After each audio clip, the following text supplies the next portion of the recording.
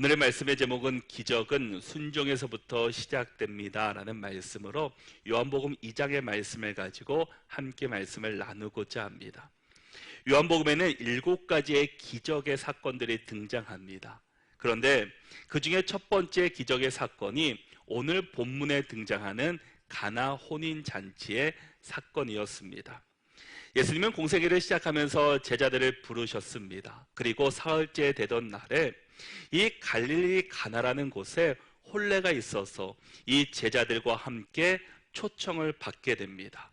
그런데 그 결혼식에는 기쁨과 감사가 넘쳐야 되는 그곳에 이제 문제가 발생되었다라는 겁니다. 잔치에 중요한 이 포도주가 떨어졌습니다. 당시에 잔치할 때 여러 가지 중요한 음식들이 있었지만 이 포도주는 매우 중요했습니다. 포도주가 떨어졌다는 것은 기쁨과 감사가 넘쳐야 되는, 또 신랑과 신부의 언약이 되는 이 포도주가 떨어졌다는 것은 이 결혼잔치가 이제 엉망이 되고 있을 수 있다는 겁니다.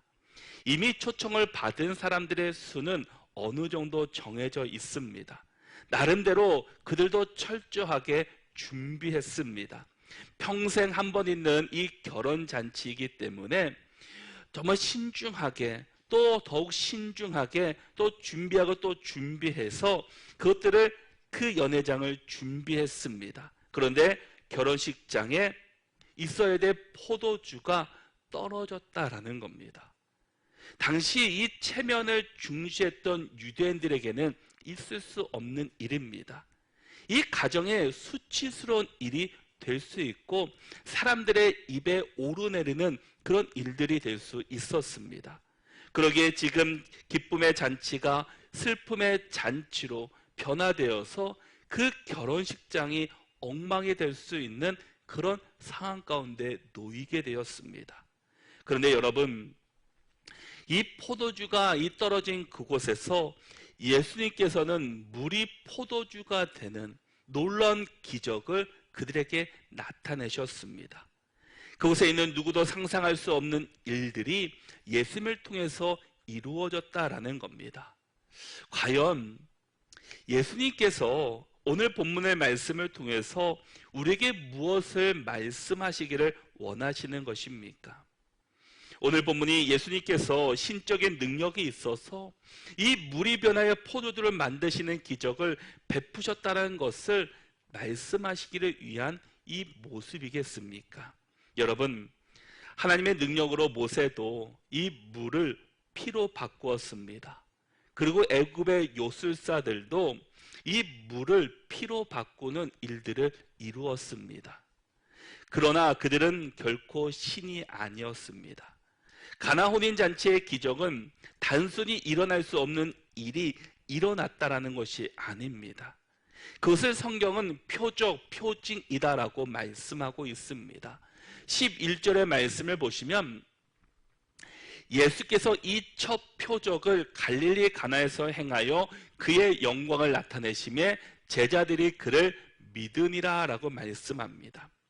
표적이라는 말은 예수님이 그리스도이심을 믿게 하는 사건이라고 말씀하고 있습니다. 그래서 기적을 행한 후에 그의 제자들이 그를 믿으니라 라고 말씀합니다.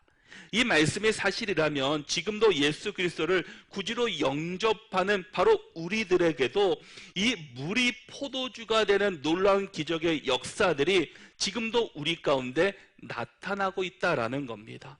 여러분, 진정한 기적, 진정한 표적은 바로 우리가 예수 그리스도를 만난 것이고 예수 그리스도를 구주로 고백하신 것인지를 믿습니다. 예수께서는 이 기적을 통해서 이 제자들이 예수님을 알았다라는 겁니다. 예수님을 믿었다라는 겁니다. 이것이 바로 우리에게 주시는 하나님의 은혜였다라는 겁니다. 오늘 이 가나 혼인잔치에 있었던 일은 무슨 대가를 지불하고 여러 가지 수고를 위해서 이루어진 것이 결코 아닙니다. 하나님의 말씀에 순종했더니 이 놀라운 기적의 역사들이 그들 가운데 나타나게 되었습니다. 우리의 구원도 우리가 무슨 노력을 했고 무슨 값을 지불했고 내 행위가 착했기 때문에 우리에게 구원의 역사가 이루어진 것은 결코 아닙니다. 우리의 구원은 하나님이 주신 선물이라고 이 에베소서 2장 8절에서 우리에게 말씀해 주고 있습니다. 에베소서 2장 8절의 말씀을 보니까 너희는 그 은혜에 의하여 믿음으로 말미암아 구원을 받았으니 이것은 너희에게서 난 것이 아니요 하나님의 선물이라 라고 말씀합니다. 우리의 구원은 은혜에 의하여 믿음으로 말미암아 구원을 받았다라는 겁니다. 이것은 우리에게서 난 것이 아니라는 겁니다. 내가 열심히 수고하고 내가 노력하고 내가 선한 일을 많이 했기 때문에 이런 것이 주어지는 것이 아니라 이것은 하나님의 선물이셨다라는 겁니다. 하나님께서 우리에게 주신 선물이라는 겁니다. 내가 아무리 많은 명예를 가지고 많은 물질이 있고 많은 행위와 선한 일을 많이 했다고 해도 이것은 우리에게 주어지는 것이 아니라 하나님의 선물, 하나님의 은혜로 말미암아 구리로 고백하는 우리에게 주어진 하나님의 선물이라고 우리에게 말씀해 주고 있습니다. 여러분, 내 노력과 수고 대가를 지불하는 것은 결코 기적이 아닙니다. 지금 가나의 혼인잔치를 기뻐하며 이 즐거워하는 그곳에 문제가 생겼다라는 겁니다. 손님들에게 대접해야 하는 포도주가 떨어졌다라는 겁니다. 많은 돈을 투자했을 겁니다. 많은 사람을 불렀습니다. 그리고 많은 음식들을 준비했습니다. 그런데 그 음식 가운데 중요한 포도주가 떨어졌다라는 겁니다. 우리 3절 말씀을 같이 한번 읽어보겠습니다. 함께 읽겠습니다. 포도주가 떨어진지라 예수의 어머니가 예수에게 이르되 저들에게 포도주가 없다 하니 아멘. 포도주가 떨어졌다는 것은 이 잔치를 연 이 신랑과 신부에게는 매우 당황스러운 일입니다. 유대 문화는 명예와 수치의 문화였습니다. 손님을 초대했는데 이 잔치가 중단될 위기에 놓였습니다. 굉장한 수치를 당한 위기에 놓였다라는 겁니다. 잔치에 있어서 중요한 음식 가운데 하나가 이 포도가 떨어졌다는 것은 이 모두가 축하해야 하고 기뻐해야 될 잔치가 망가졌다라는 겁니다. 그런데 진정한 기적을 경험한다는 것은 바로 이 포도주가 떨어짐으로부터 시작되고 있음을 볼 수 있게 됩니다. 그래서 이것을 알게 된 어머니 마리아가 예수에게 뭐라고 말합니까? 저들에게 포도주가 떨어졌다라고 말합니다. 저들이 곧 수치를 당하고 어려움을 당할 수 있었다라는 겁니다. 이때 예수님께서는 이해가 되지 않는 말로 예수님의 어머니 마리아에게 대답을 합니다. 4절 말씀을 같이 한번 읽어보겠습니다. 함께 읽겠습니다. 예수께서 이르시되 여자여 나와 무슨 상관이 있나이까 내 때가 아직 이르지 아니하였나이다. 아멘. 예수님의 대답을 보면은 이 어머니의 정중한 부탁을 거절하는 뜻처럼 보이게 됩니다. 또한 우리 정서상 예수님께서 어머니를 향한 그 부름은 우리가 사실 이해되지 않는 부분입니다. 그는 어머니에게 여자여라고 말하고 있습니다. 우리가 이해하기는 참 버릇이 없다, 배우지 못했다라고 생각할 수도 있습니다.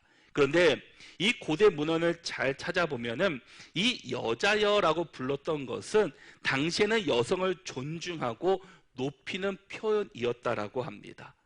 예수님께서는 어머니 마리아에게 내 때가 아직 이르지 아니하였습니다라고 이야기를 합니다. 나와 무슨 상관이 있느냐고, 내 때가 아직 이르지 아니했다라는 말, 내가 사역할 때가 되지 않았다는 말이 무슨 말이겠습니까? 주님은 이미 안드레와 베드로 또 빌립과 나다니엘을 부르시고 그 사역을 새롭게 시작하고 계십니다. 그렇다면 지금 내 때라는 것은 과연 무슨 때이겠습니까? 예수님은 이 땅에 오신 목적이 무엇입니까? 예수님께서 이 땅에 오신 목적은 십자가를 지시기 위함이셨습니다. 예수님의 모든 사역의 초점은 바로 십자가, 우리를 구원하시려는 목적이 가지고 있으셨습니다. 예수님이 이 땅에 오신 이유도 십자가를 지시기 위함이었습니다. 십자가를 지심으로 말미암아 우리를 구원하시기 위해서, 우리의 죄를 사하시기 위해서 우리를 부르셨다라는 겁니다. 그래서 예수님께서 이때라는 것은 예수님의 모든 사역의 초점은 그 십자가에 있었습니다. 그래서 그때보다 빨라도 안 되고 늦어서도 안 되었습니다. 예수님은 유월절의 어린 양으로 정해진 때에 죽어야 하는 일들이었다라는 겁니다. 그런데 지금 나의 정체가 드러나고 내가 이 일로 인해서 이 유대인들 종교 지도자들의 눈밖에 나서 지금 붙잡힌다면 그때가 되지 않았다라는 겁니다. 예수님께서 내가 기적을 나타낼 때가 되지 않았다고 말하지만 이 어머니 마리아는 지금 이 사건은 오직 예수님만이 이 문제를 해결할 수 있다는 것을 예수님의 어머니는 알고 계셨습니다. 그래서 마리아는 예수님의 대답과 전혀 다른 이야기들을 하고 있습니다. 5절의 말씀을 보시면 그의 어머니가 이 하인들에게 이르되 너에게 무슨 말씀을 하시든지 그대로 하라 하니라라고 말씀합니다. 분명히 예수님은 그 어머니의 부탁을 정중하게, 나는 아직 때가 되지 않았습니다, 나와 무슨 상관이 있는 짐 일입니까? 나는 이 자리에 초청을 받아온 사람입니다 라고 이야기를 했지만 예수님의 어머니는 하인들에게 말하기를 너에게 무슨 말씀을 하시든지 그대로 행동하라 라고 말씀해주고 계십니다. 지금 예수님께서는 아직 때가 되지 않았다라고 말씀하시는데 예수님의 어머니는 하인들에게 명령하고 있다라는 겁니다. 여러분, 기적은 이렇게 믿음을 통해, 순종을 통해 시작되고 있는 것을 보게 됩니다. 여러분, 우리가 기적을 경험하고 싶다면 우리 모두는 기적의 역사를 경험하고 싶어 합니다. 그렇다면 우리는 하나님의 말씀에 믿음으로 반응하고 하나님의 말씀에 순종하는 삶을 살아갈 수 있어야 합니다. 그 말씀이 나에게 불리하다 할지라도, 나랑 맞지 않는 말씀이라 한다 할지라도 우리는 하나님의 말씀 앞에 반드시 순종해야 합니다. 그럴 때 우리 안에 하나님의 놀라운 기적을 경험하게 될 것이고 이 하나님의 놀라운 은혜를 경험하게 될 것입니다. 이 말씀을 듣고 예수님은 6절과 7절에서 이렇게 말씀합니다. 우리 같이 6절과 7절 말씀을 읽어보겠습니다. 거기에 유대인의 정결 예식을 따라 두세 통 드는 돌 항아리 6이 놓였는지라. 예수께서 그들에게 이르시되 항아리에 물을 채우라 하신즉 아귀까지 채우니 아멘. 항아리는 비어 있었기에 예수님께서는 하인들에게 물을 그곳에 부으라고 말씀합니다. 근데 정결 예식이 그 예식을 따라 두세 통 드는 돌 항아리였습니다. 이 정결 예식이라는 것은 그 예수님이 보시기에는 종교, 그 유대교의 종교적인 허례 의식이었습니다. 그리고 껍데기만 남아 있음을 그 의미해 주고 있습니다. 특히 여기서 돌 항아리 6이라고 이야기합니다. 이 6이라는 것은 이 완전수 7, 그 7의 모자란 상태로 이 결핍을 의미하고 있다는 겁니다. 그 물은 겉은 씻을 수 있을지 모르나 속은 씻을 수 없으며 사람을 변화시킬 수 없습니다. 우리도 혹시 형식적인 종교 행위, 이런 허례 의식만 담겨져 있다면 그곳에서는 하나님의 은혜가 결코 일어나지 않는다라는 겁니다. 우리가 열심히 신앙생활 하는데 내면에 기쁨이 없다면 우리 안에 포도주가 떨어졌다라는 뜻이기도 합니다.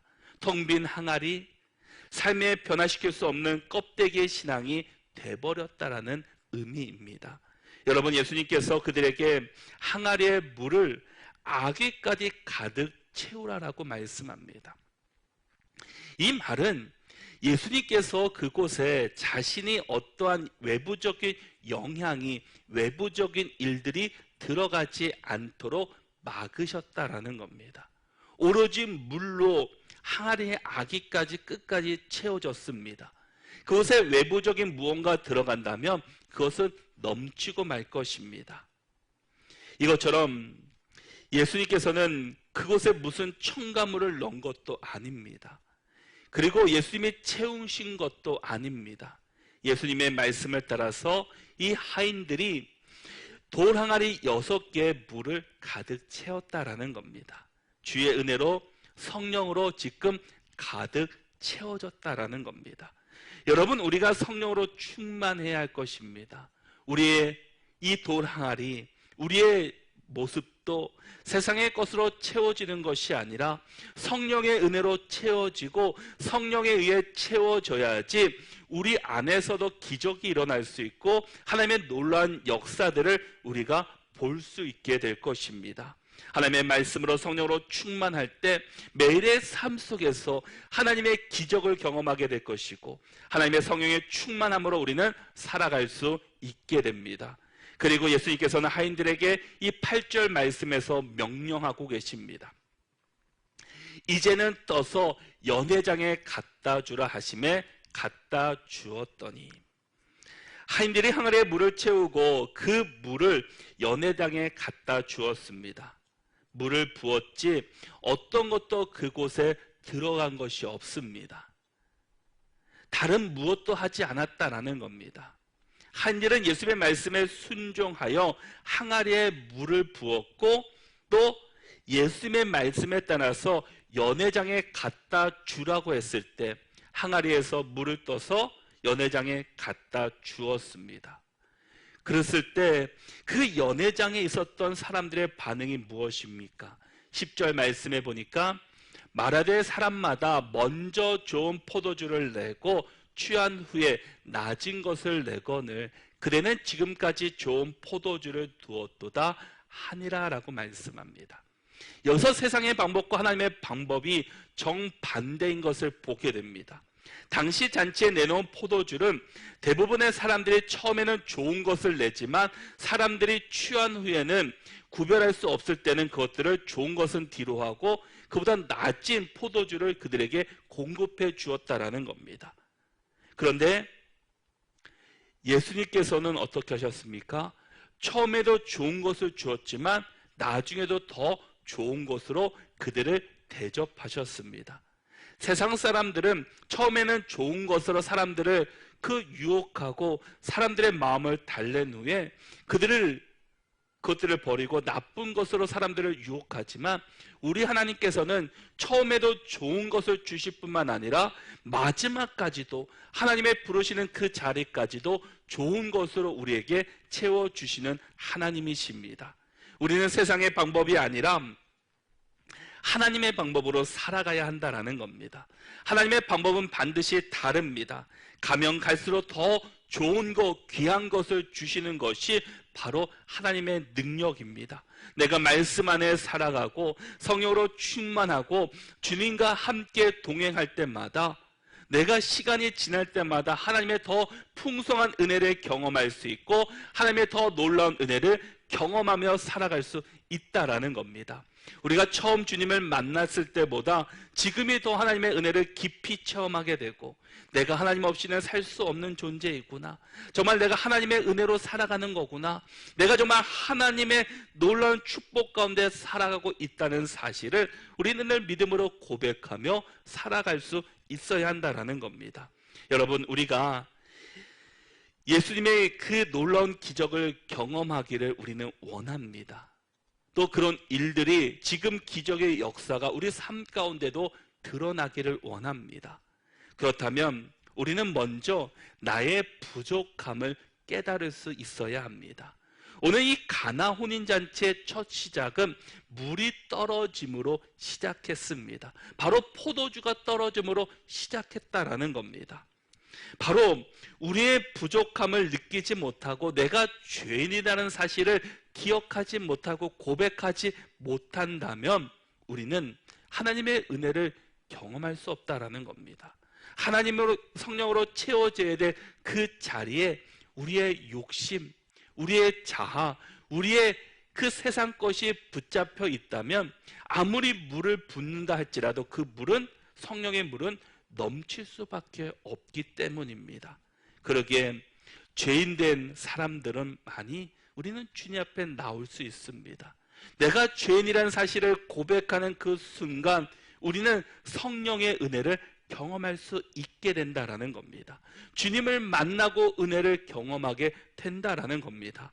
마리아는 포도주가 떨어졌음을 알았습니다. 부족함을 알았다라는 겁니다. 위기의 상황임을 알았다라는 겁니다. 그때 어떻게 합니까? 주인에게 찾아가서 지금 포도주가 얼마 없습니다. 빨리 포도주를 사오십시오. 어디서 구해와야 됩니다. 라고 말한 것이 아니라 예수님을 찾았다라는 겁니다. 자신의 아들 예수님께 나갔다라는 겁니다. 그리고 예수님께 말하기를 포도주가 떨어진지라. 포도주가 떨어졌으니 이 문제를 해결해 달라고 요청해 주고 있습니다. 여러분, 바로 이것이 변화의 시작입니다.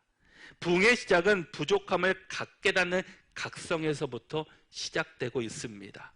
우리가 죄인인 것을 깨달을 때 우리가 주님을 찾게 됩니다. 내가 완벽하고 부족함이 없다고 생각하는 사람들은 결코 주님을 찾지 않습니다. 왜냐? 내 힘으로 살아갈 수 있다라고 믿기 때문입니다. 그러다가 장애물에 걸려 넘어지고 고난과 핍박 가운데 쓰러지고 모든 것이 다 놓게 되었을 때, 그때서야 다시 주님을 붙잡고 주님 앞에 나오는 그런 어리석은 사람들을 우리는 주변에서 많이 볼 수 있게 됩니다. 내가 죄인이고 내가 부족한 사람이라는 것을 고백할 때 하나님께서 우리에게 은혜를 베풀어 주시고 성령으로 우리를 채워 주실 줄 믿습니다. 복음은 곧 기쁜 소식입니다. 굿 뉴스라고 이야기를 합니다.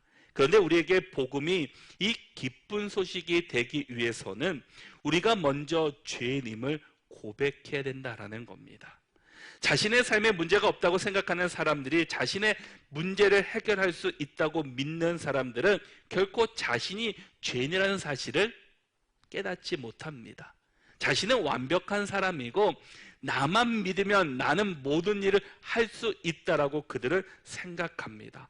그래서 마태복음 9장 12절의 말씀에서도 예수께서 들으시고 이르시되 건강한 자에게는 의사가 쓸데없고 병든 자에게라야 쓸데있느니라 라고 말씀합니다. 의인은 주를 찾지 않고 건강한 자는 의사를 찾지 않습니다. 죄인인 병자가 이 주님을 찾고 의사를 찾는다라는 겁니다. 마찬가지로 내 삶에 포도주가 떨어졌다고 느끼고 그 절박함을 아는 사람만이 주님을 찾은다라는 겁니다. 나에게 은혜가 필요하고 성령이 충만하게 필요하다라는, 내가 죄인이기 때문에 나를 구원해 주실 분은 오직 예수 그리스도 십자가밖에 없음을 고백하는 자만이 예수님 앞에 나오고 예수님 앞에서 예배하며 주님을 붙잡는다라는 겁니다. 누가복음 15장에 보면 우리가 잘 아는 탕자의 비유가 있습니다. 그는 아버지가 죽기도 전인데도 나에게 돌아올 그 유산을 상속해달라고 아버지에게 요청합니다. 있을 수 없는 일이지 않습니까? 근데 아버지는 그에게 돌아갈 재산의 반을 그에게 주게 됩니다. 그러면 그 아들은 아버지 밑에서 아니면 그 집에서 무슨 열심히 일을 해야 되는데 그 돈을 가지고 타국에 갑니다. 타국에 가서 열심히 일한 것이 아니라 흥청망청 그 돈을 다 쓰고 말았습니다. 시간이 지나면서 돈은 점점 떨어지고 돈은 이제 한 푼도 없게 되었습니다. 그 땅에 또한 흉년이 들게 되었습니다. 그래서 먹을 것이 없자 그는 나와 함께 놀았던 그 친구들을 찾아갔지만 그 친구들은 그 탕자를 모른 척하고 그를 피하기 시작합니다. 누구도 자신을 도와주지 않고 먹을 것 하나 주지 않았습니다. 그래서 먹을 것을 찾고자 그는 돼지를 치우는 일을 하게 되었습니다. 그런데 이 돼지가 먹는 쥐염 열매도 너무나 배고파서 먹고 싶었지만 주인이 그것을 막게 되었습니다. 배가 고프고 갈 데가 없게 되자 드디어 그는 무엇을 보게 됩니까? 그때 아들은 무엇을 생각했습니까? 누가복음 15장 17절의 말씀을 보니까 이에 스스로 돌이켜 이르되 내 아버지에게는 양식이 풍족한 품꾼이 얼마나 많은가. 나는 여기서 줄여 죽는구나. 이 탕자는 풍족할 때는 아버지를 찾지 않았습니다. 아버지를 생각하지 않았습니다. 그런데 모든 것을 다 잃자 스스로 돌이켜 이르되, 스스로 생각했다라는 겁니다. 내 아버지 집에는 양식이 풍족할 품꾼들이 많은데 나는 여기서 아무것도 없이 이제 줄여 죽는구나. 나는 죽게 되는구나. 이 탕자는 모든 것을 잃게 되자 이제서야 아버지를 생각했다라는 겁니다. 자신이 재산이 많을 때는, 돈이 많을 때는 전혀 아버지를 기억하지 못했던 그가 모든 것을 잃자 아버지를 기억했습니다. 여러분, 우리 성도들 가운데도, 믿음의 크리스찬들 가운데서도 내가 풍족할 때는 내 뜻대로 내 마음대로 막 살다가 때로는 사업이 망하고 또 어려움을 겪게 되고 모든 것을 잃자 그때서야 하나님을 찾는 경우들이 있습니다. 그래도 그때라도 찾으면 참 감사한 일입니다. 그럼에도 불구하고 하나님을 찾지 않는 사람들도 많이 있습니다. 그런데 우리가 이 부족할 때만 주님을 찾는 것이 아니라 내가 풍족할 때 지금 내가 주님을 먼저 찾을 수 있기를 바랍니다. 바로 주님을 찾는 것, 주님을 찾기 시작하는 것이 바로 기적의 첫 출발이다라는 겁니다. 여러분, 우리를 구원해 주시고 우리를 지켜주시는 분은 오직 하나님이십니다. 우리를 창조하신 분도 하나님이시고 우리를 지금까지 인도해 주신 분도 하나님이시고 우리를 구원해 주신 분도 하나님이십니다. 우리는 이 땅에서의 모든 삶이 끝나는 자들이 아니라 이제는 우리에게 주시는 하나님의 나라의 시민권을 우리가 가진 사람입니다. 그 시민권을 주신 분도 바로 하나님이시다라는 겁니다. 우리가 예수 그리스도를 구주로 고백하고 예수님이 나의 주인이심을 모실 때 우리에게 주어주신 하나님의 특권이다라는 겁니다. 세상에서 무슨 많은 물질로도 얻을 수도 있는 것도 아니고 명예로 얻을 수도 있는 것도 아니고 많은 지식으로 얻을 수 있는 것이 아니라 내가 믿음으로 고백할 때, 내가 믿음으로 은혜를 고백할 때 하나님께서 우리에게 주시는 선물이었음을 말씀하고 있습니다. 여러분, 우리가 죄인이고 부족하다는 사실을 우리가 믿음으로 고백할 수 있기를 바랍니다. 바로 여기서부터 하나님의 기적이 시작되고 있습니다. 또한 하나님께서는 우리에게 이 기적이 이 순종에서부터 시작되고 있는 것을 보게 됩니다. 먼저 우리 5절 말씀을 보시면 그의 어머니가 하인들에게 이르되 너에게 무슨 말씀을 하시든지 그대로 하라라고 말씀합니다. 예수님께서 너희에게 어떤 말씀을 하시던 나에게 이해되지 않은 말이라 할지라도 나의 생각과 다르다 할지라도 그것과 상관없이 예수님께서 시키는 대로 그대로 하라라는 겁니다. 그리고 8절 말씀을 보니까 이제는 떠서 연회장에 갖다 주라 하심에 갖다 주니라고 말씀합니다. 물만 부었습니다. 곳에 무슨 예수님께서 축사하신 것도 아니고 뭐 포도주를 만들 수 있는 첨가물을 부은 것도 아니고 이 포도주에 원액을 부은 것도 결코 아닙니다.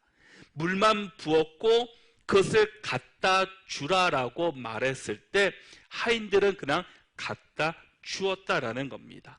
물이 포도주로 변할 수 있었던 것은 그들이 기적을 경험한 것은 그 지시에 의심하지 않고 순종했기 때문이었습니다. 아무리 예수님께서 물을 포도주로 바꾸는 기적을 베푸시려고 해도 오늘 본문에서 만약 하인들이 그것들을 지시대로 하지 않았다면 이 기적의 역사는 나타나지 않았을 것입니다. 정결케 하기 위해서 손을 씻던 이 물통에 물을 채우고 그것을 떠서 연회장에 갖다 주라고, 그 우리의 이성으로는 도저히 이해할 수 없는 일입니다. 만약에 여러분들에게 그런 명령을 주셨다면 여러분들은 어떻게 하시겠습니까? 예수님, 물만 부었습니다. 아무것도 하나 하지 않았는데 어떻게 할까요? 아니면 내가 그것을 떠서 맛을 보지 않았을까요? 우리는 예수님의 말씀에 의심했을 것이고 또 모른 척하면서 그 자리에서 피했을 겁니다. 그러나 그들은 순종한 결과 놀라운 역사가 그 가운데 드러났다라는 겁니다. 하인들은 자신의 판단과 생각을 내려놓고 오직 예수님의 말씀에 순종했고 그대로 따랐습니다. 그리고 떠다가 갖다 주었습니다. 그리고 그들은 놀라운 표적을 보았습니다. 이들은 포도주의 비밀을 알고 있었던 사람들입니다.